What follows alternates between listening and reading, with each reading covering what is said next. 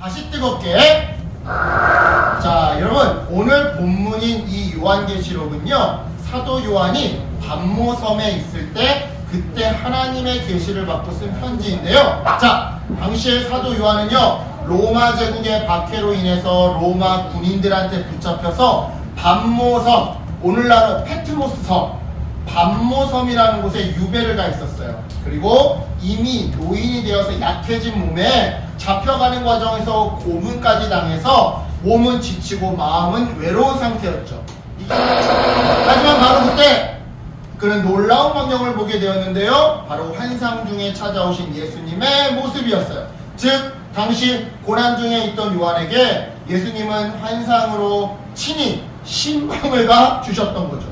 그리하여 요한의 눈앞에 나타난 예수님의 모습은요, 실로 너무나도 찬란하면서도 동시에 너무나도 두려운 위압감을 주었는데요. 이처럼 근엄한 모습의 예수님은요, 요한에게 7개의 금촛대를 보여주시면서 이렇게 말씀하셨어요. 요한아, 너는 내가 말하는 것을 적어 7 교회에 보내라. 그렇게 해서 요한은 첫 번째 편지를 에베소 교회에 전하게 되었던 건데요. 이 에베소는요, 당시 로마 제국 안에서도 손에 꼽히는 큰 도시였어요. 상업과 문화의 중심지였고요. 무엇보다 웅장한 아데미 여신전이 자리 잡고 있는 탓에 우상 숭배가 성행했던 곳이었죠. 그 자료 사진이 바로 여기에요. 이 때문에 에베소 교회는요, 그 도시 한가운데서 믿음을 지키기 위해 고군분투했는데요. 하지만 도시 전체에 만연했던 이 우상숭배 문화가요, 당시 에베소 교회가 겪고 있었던 여러 어려움 중에 전부는 아니었어요. 동시에 교회 내적으로도 이 거짓 교사들이 들어와서 성도들을 혼란스럽게 만들고 있었죠. 바로 이러한 에베소 교회에 예수님은 사도 요한을 통해 특별한 메시지를 보내주셨는데요. 먼저는 에베소 교회를 칭찬하는 내용이었어요. 나 예수 그리스도는 너희 에베소 교회가 수고하고 인내한 것을 다 알고 있단다. 자, 여러분, 예수님의 이러한 말씀이요, 에베소 교인들에게 큰 위로가 되었는데요. 왜냐? 앞서도 말씀드렸지만 당시 에베소 교회는요, 외부적으로는 핍박에 맞서서, 그리고 내부적으로는 거짓 가르침에 맞서서 싸우고 있었기 때문이에요. 그래서 그 과정에서 심지어는 이 생계를 위협받을 정도, 먹고 사는 문제를, 돈 버는 문제를, 일하는 문제를 위협받을 정도로 큰 어려움을 겪고 있었기 때문이었죠. 네. 하지만 그럼에도 에베소 교회 성도들은요, 절대로 믿음을 배신하지 않았는데요. 그들은요, 우상 숭배를 안 한다라는 이유로 일자리를 빼앗고 장사를 못하게 방해하는 그 이웃들의 핍박 속에서도 전혀 겁먹거나 좌절하지 않았어요. 오히려 그럴수록 더 열심히, 더 밝게 일을 했죠. 또한 잘못된 성경 지식을 가르치는 거짓 교사들을 구별해서 교회를 지켜내기까지 했는데요. 이처럼 믿음을 지키기 위해, 그리고 교회를 지키기 위해 하오나 애쓰는 에베소 교회의 수고와 헌신을요, 예수님이 다 보고 계셨던 거예요. 그래서 예수님은요, 나 예수 그리스도는 너희 에베소 교회가 얼마나 수고하고 인내했는지 다 알고 있다라고 에베소 교회를 칭찬했던 거죠.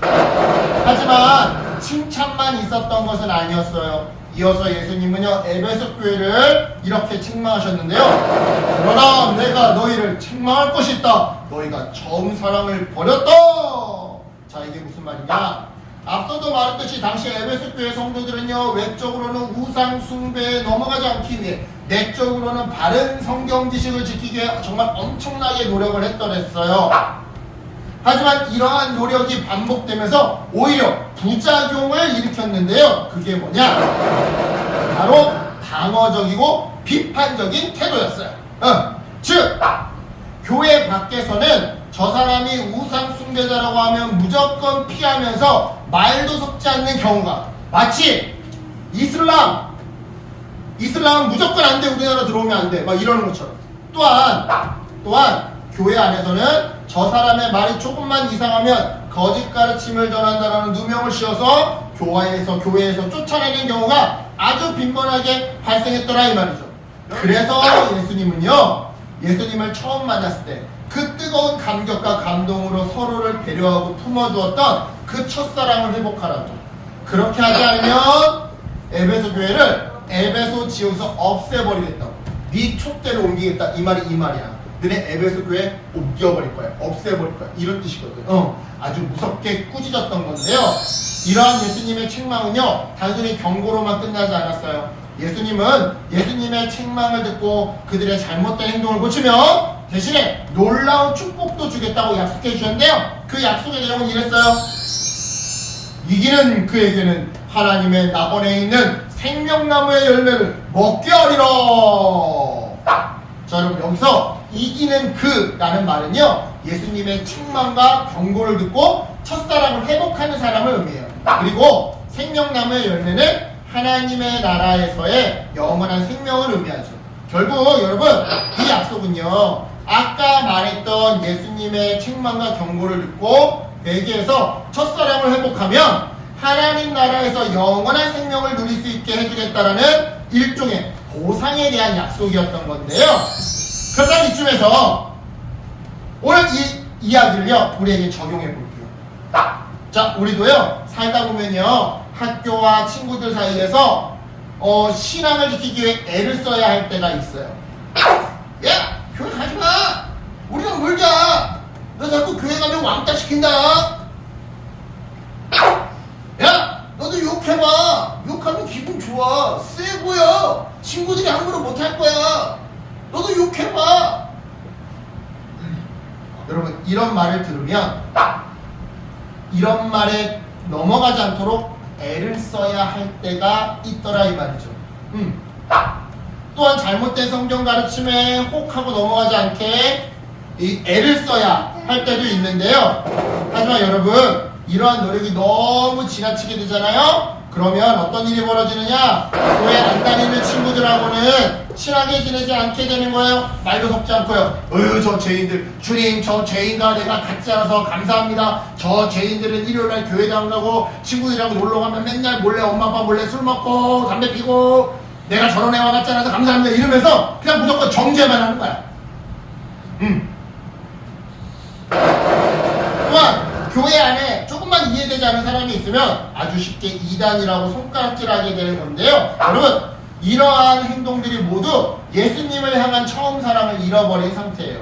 즉, 엄청난 죄인이었던 나를 용서해 주시고 받아주실 예수님의 사랑에 감격해서 나 역시도 죄에 많은 친구들을 용서해 주고 받아주던 그 처음 사랑을 잃어버렸기에 안 믿는 친구들하고는 무조건 안 친하게 지내고, 또한 조금만 이상한 사람이 교회에 오면 내쫓기 바쁜 그런 차가운 사람이 되더라는 거죠. 따라서 우리는 어떻게 해야 하는 거예요? 첫사랑을 회복해야 하는 거예요.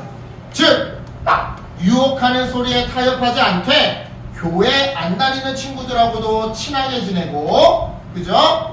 또한 조금 이상해 보여도 같은 교회 식구라면 한 번 더 이해하고 한 번 더 품어주는 바로 이러한 사랑을 보여줘야 한다 이 말이죠.